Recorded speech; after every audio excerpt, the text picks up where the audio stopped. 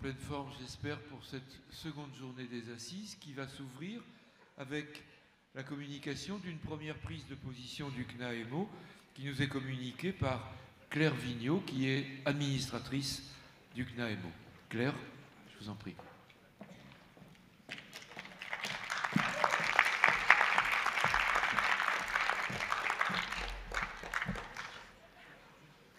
Quel projet politique global pour un public vulnérable à la croisée des dispositifs? Doublement pénalisés, les enfants relevant à la fois du champ du handicap et de l'aide sociale à l'enfance font toujours les frais d'un manque de fluidité dans leur parcours institutionnel. Ils seraient 20% à bénéficier de ce statut particulier, c'est-à-dire 20% à être confiés à l'aide sociale à l'enfance et à avoir une notification de la maison départementale des personnes handicapées. Mais combien sont-ils à ne pas avoir une reconnaissance officielle de leur handicap? Ces enfants sont les victimes de parcours morcelés au quotidien, la semaine en institut, les week-ends et les vacances auprès de leur famille ou en foyer.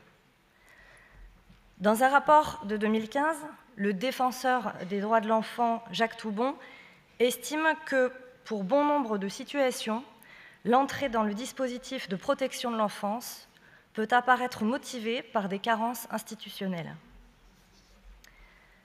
Ces enfants sont doublement vulnérables du fait de leur handicap et devraient bénéficier d'une double attention et d'une double protection, souligne encore ce rapport.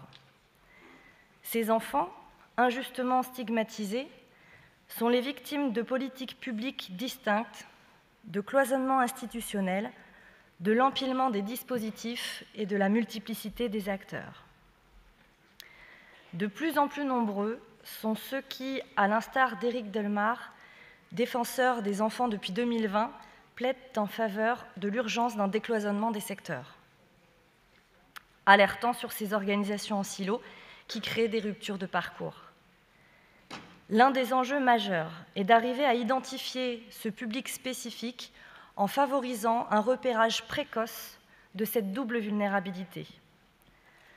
Un autre enjeu essentiel est de permettre le décloisonnement des différents secteurs et faire en sorte que la temporalité de chacun d'entre eux soit identique.